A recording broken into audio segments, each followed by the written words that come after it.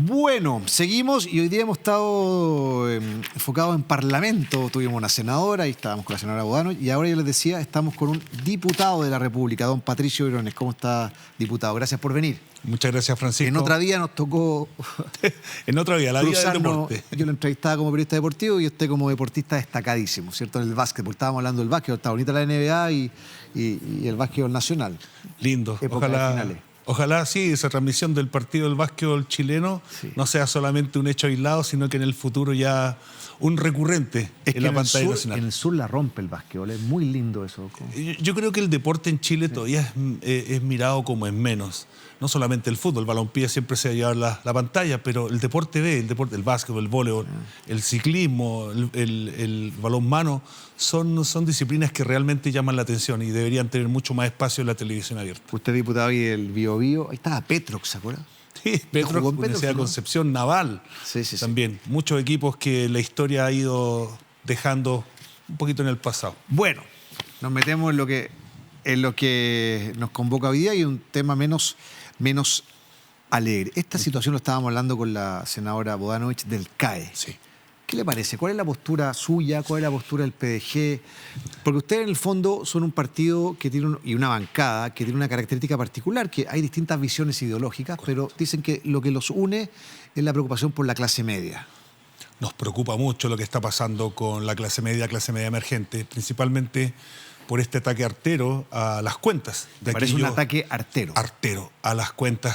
Tantos, da lo mismo la génesis de las cuentas, es simplemente el sustento de familias completas que hoy ven prácticamente en cero su entrada económica. Esto para mí, en lo personal, es un llamado a la atención, primero que nada a la autoridad, al Ejecutivo, a tomar carta en el asunto, pero principalmente a ir en ayuda de aquellos que sí cumplen, aquellos que están con el currículum al día. O sea, no, lo encuentro completamente afuera de lugar, entendiendo que dentro de los 200.000, 250.000 afectados, por decirlo así, hay un porcentaje elevadísimo de aquellos que están al día.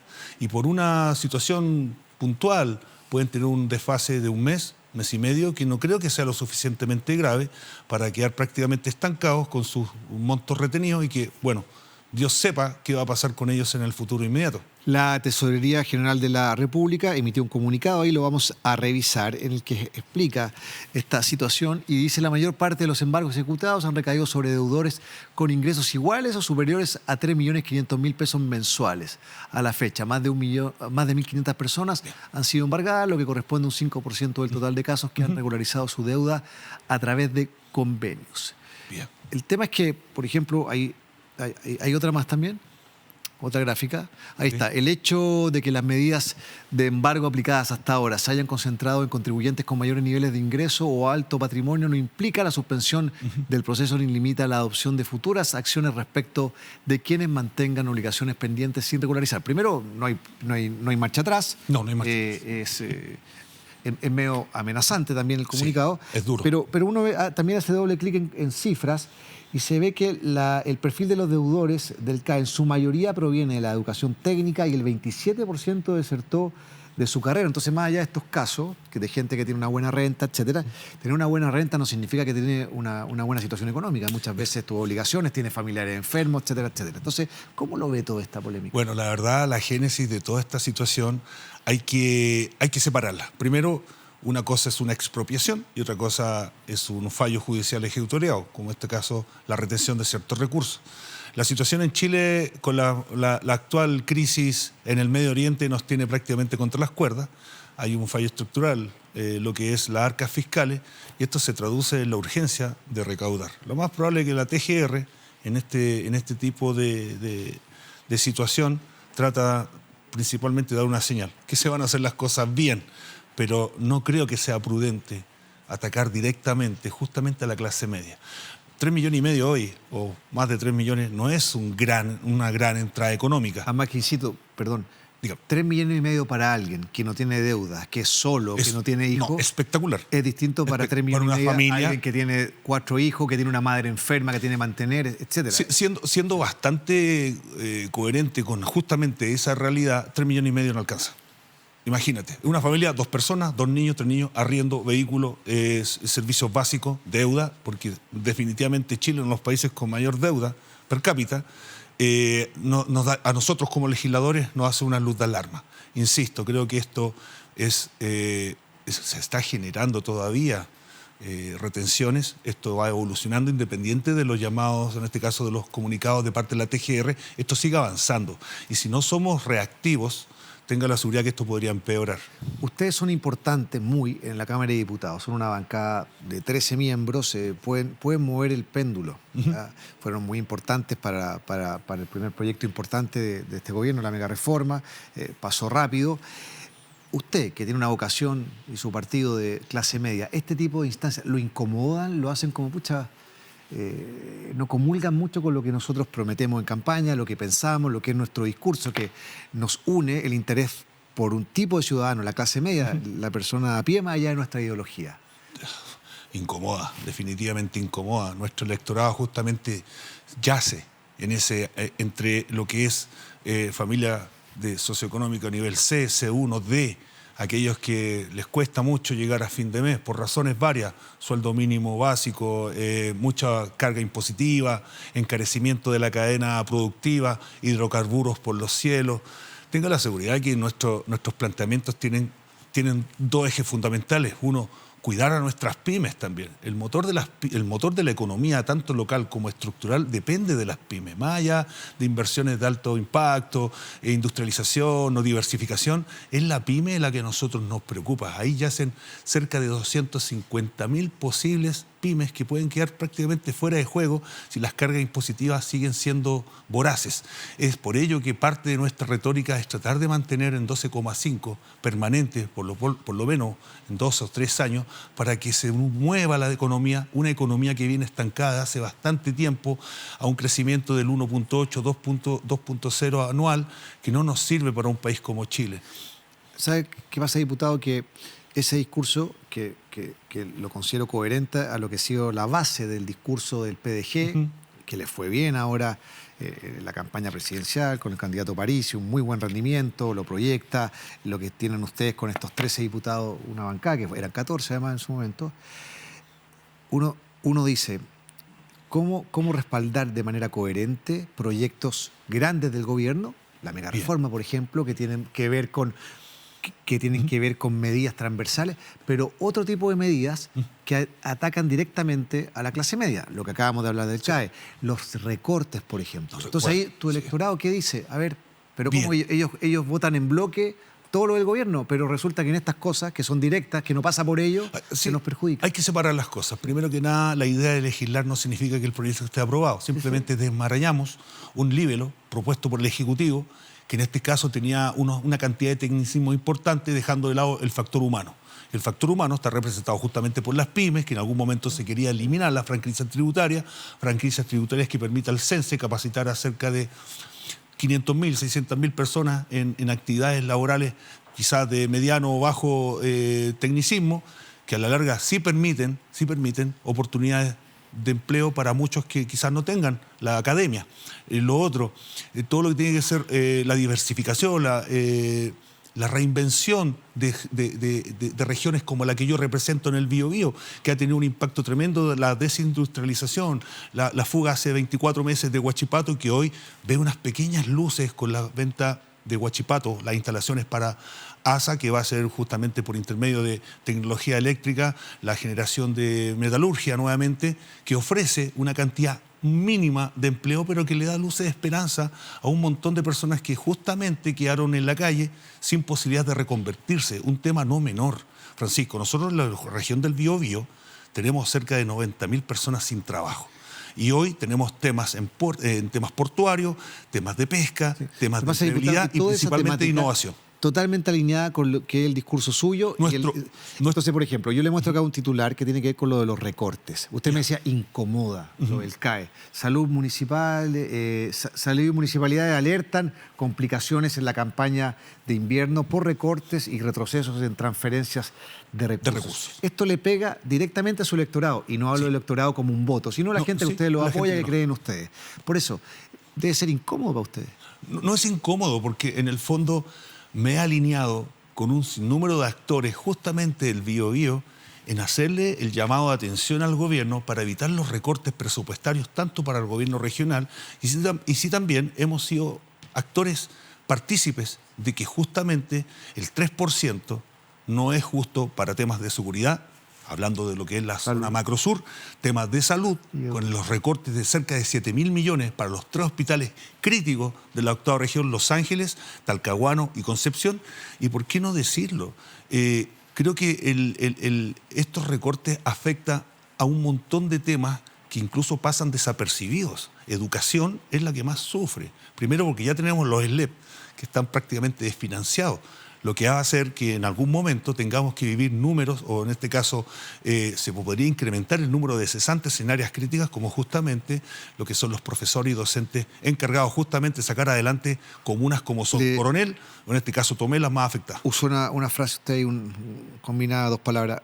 A este gobierno a veces le falta factor humano. Le falta un poco de factor humano. Todo ha sido muy técnico. Voy a ser sincero, esto es una opinión personal, pero el ministro creo que ha tomado decisiones difíciles, se ha puesto los pantalones, pero creo que en ese sentido el tecnicismo no nos sirve. Nos sirve llevar un poco más de humanidad, un poco más de pie a la tierra, entendiendo que todos estos recortes van a dejar fuera de juego incluso a los usuarios de la salud.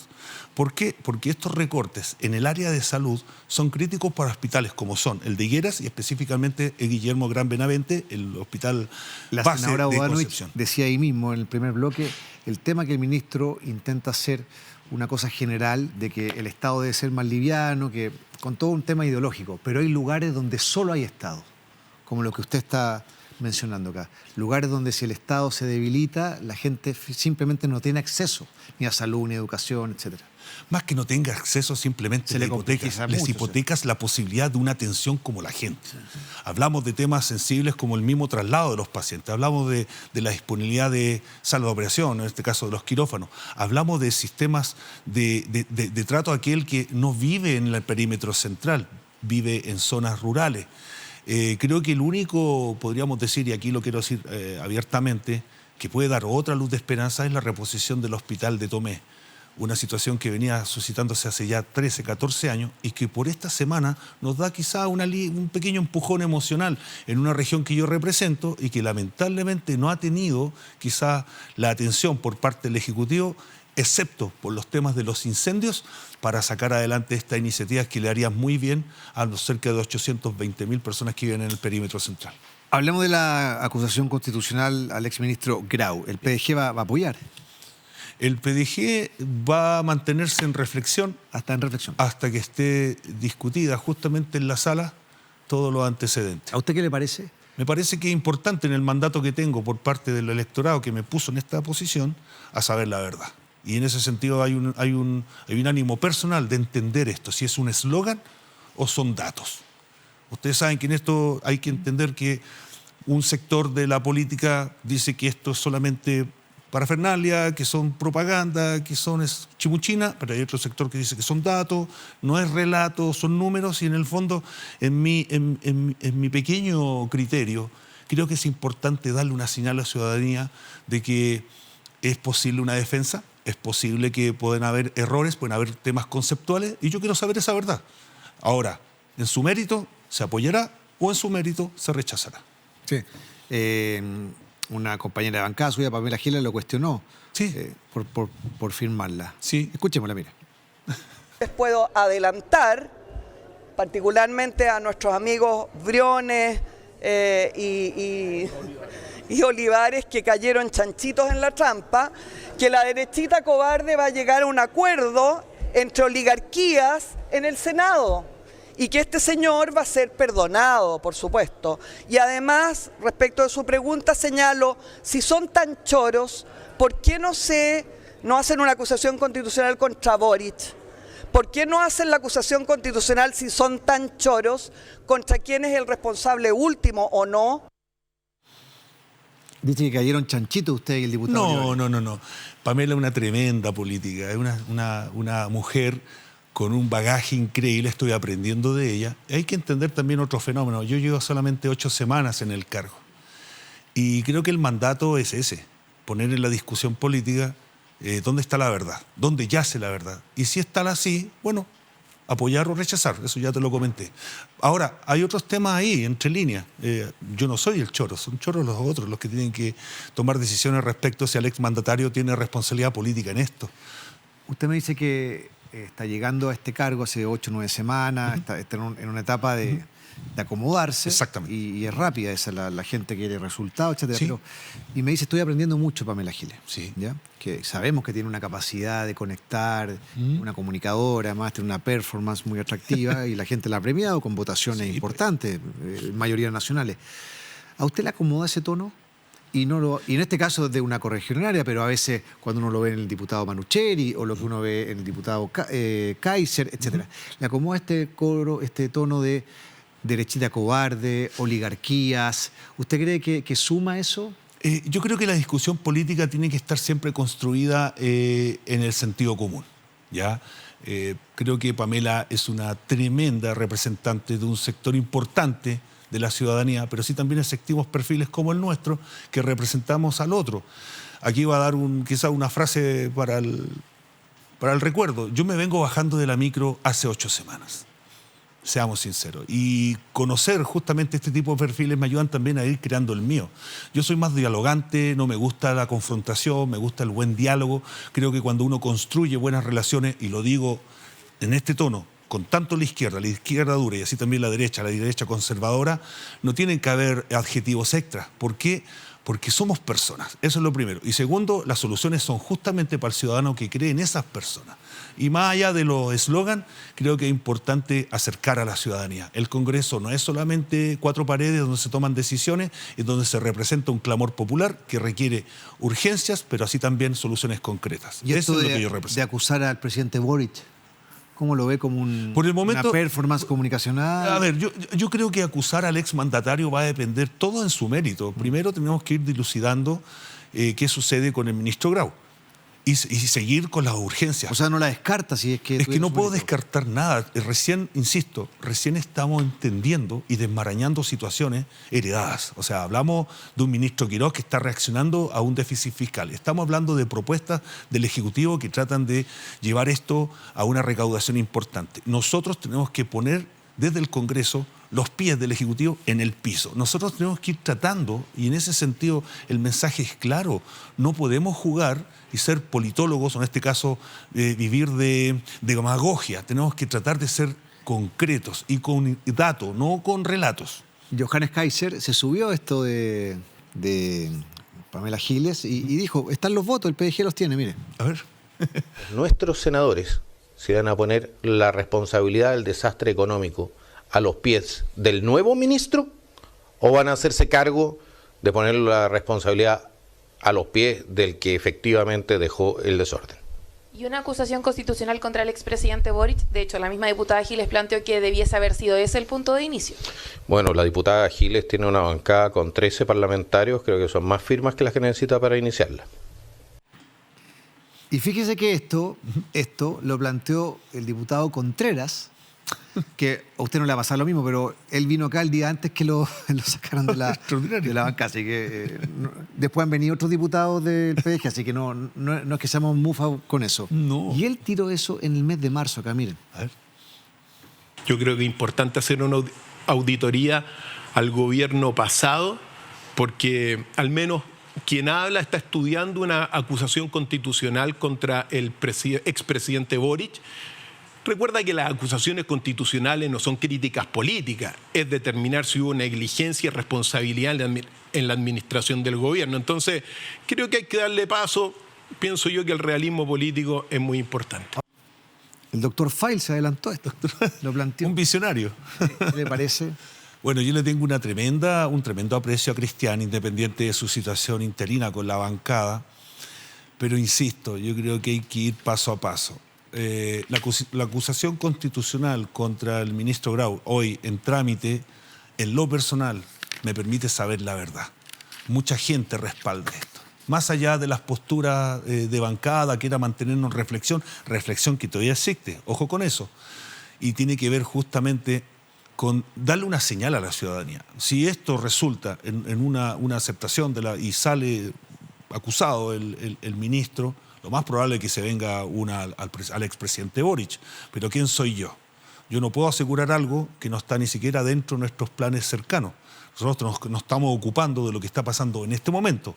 El tema CAE, el tema inmigración, el tema Junaed, todo lo que tenga que ver con la contingencia. ¿Por qué? Porque la ciudadanía nos manda a eso. No podemos estar jugando a los dime y diretes por la televisión. Habló del tema de inmigración y ya ha salido a la palestra toda esta situación de la retención de los migrantes.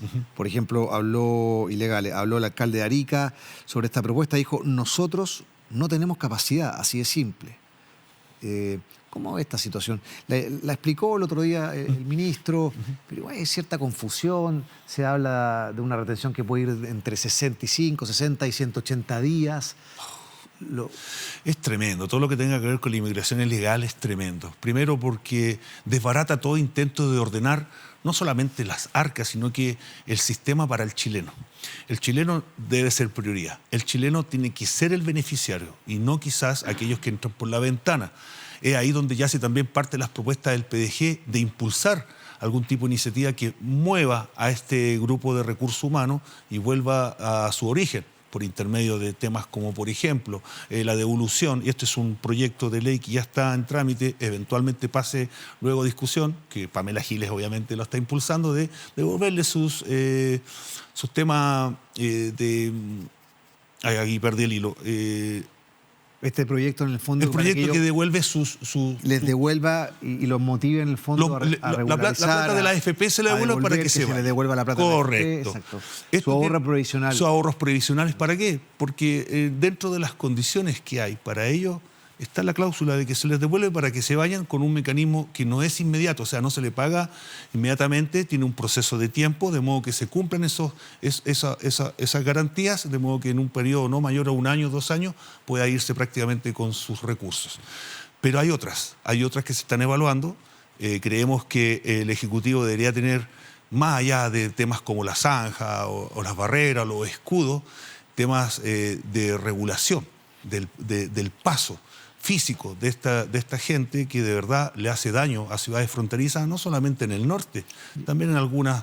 Más allá de la complejidad que usted señala y que compartimos, ¿usted apoya esta retención? Que se extiendan estos pasos. Lo que pasa es que... Estos plazos, 180 días incluso. Cuando tú retienes a un contingente importante en ciudades fronterizas, Arica no da abasto en ese sentido. De esta forma yo te digo que empatizo mucho con el alcalde.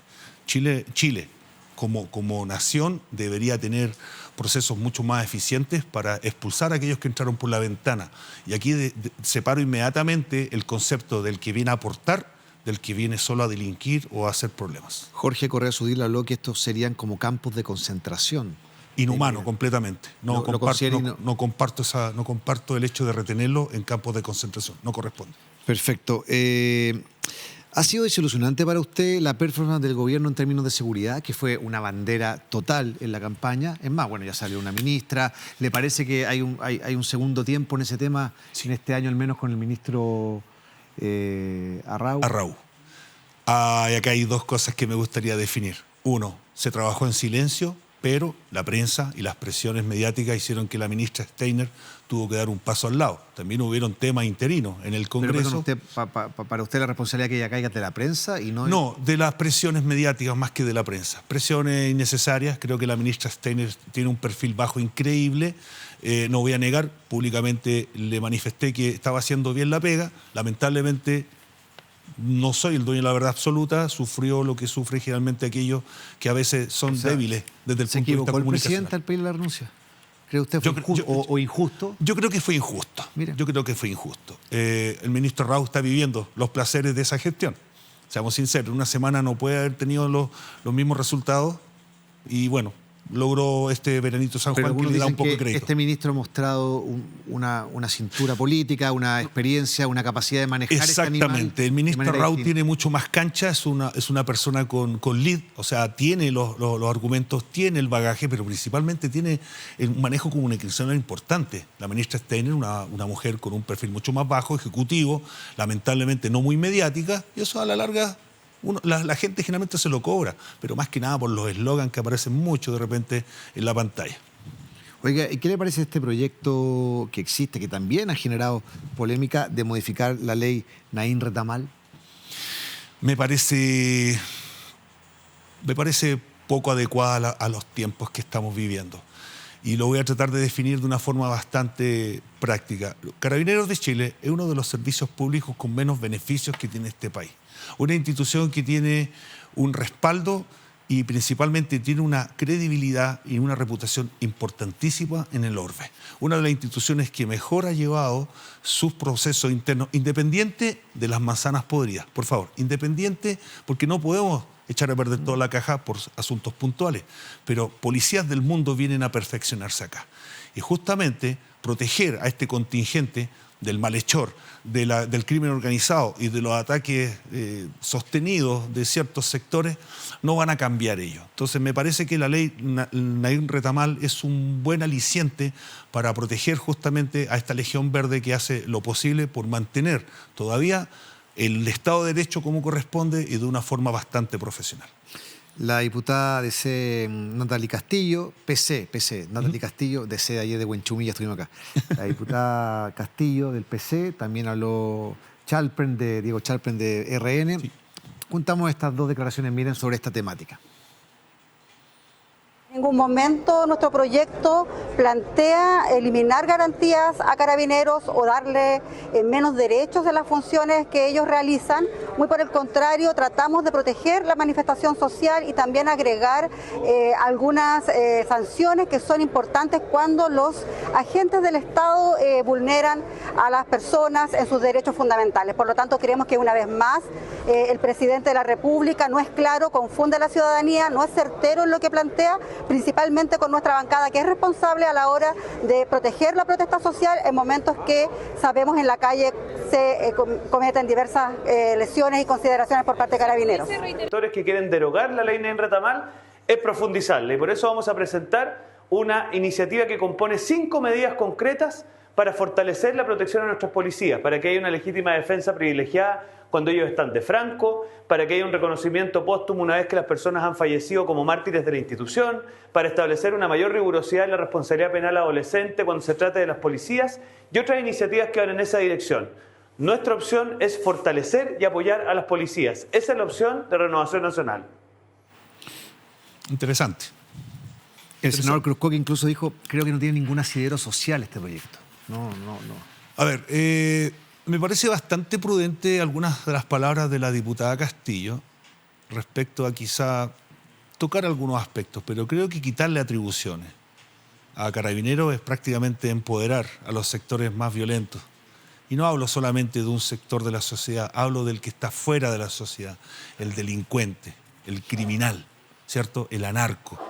Desde ese punto de vista ahí no comparto quizá esa mirada, pero así también Diego Chalpren hace un llamado a la prudencia, entendiendo que justamente hay que cuidar a este gremio, por decirlo así. Sí. Carabineros viene dando muestras de una solidez institucional tremenda, más allá de los problemas que se generaron en los tiempos pasados con temas de corrupción. E insisto, no podemos echar a perder la caja por un par de manzanas. Y en ese sentido, en este diputado está todo el apoyo, total e incondicional. Para ir cerrando, siempre le pregunto a los diputados, porque son todos diputados, no senadores, los que están debutando en la política, en el fondo, los que entraron a este mundo. ¿Cómo lo ha pasado usted? ¿Con qué se ha encontrado? ¿Lo ha solucionado? ¿Le ha gustado? Algunos me dicen, mira, una cosa es el trabajo en las comisiones, que es muy interesante, sí. Y otra cosa es la sala, que es muy de performance, sí, de llamar la atención. ¿Cómo lo ve usted?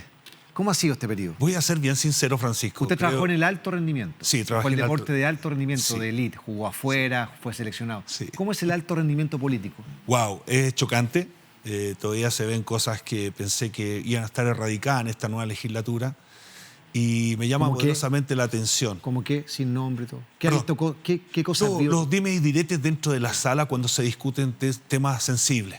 ¿Ya? Todavía estamos con anclas, todavía estamos con cables que ya deberían estar rotos hace 50 años atrás. Tenemos que mirar al futuro. No tenemos que quedarnos en eslogan pasado y tratar de graficar o poner en práctica a lo que fuimos mandatados. Tratar de ser resolutivos, pero sí también inteligentes y justamente de la mano de la persona, no alejarnos de ello. Yo le interrumpí, me iba a decir, pero hay algo que me llama la atención.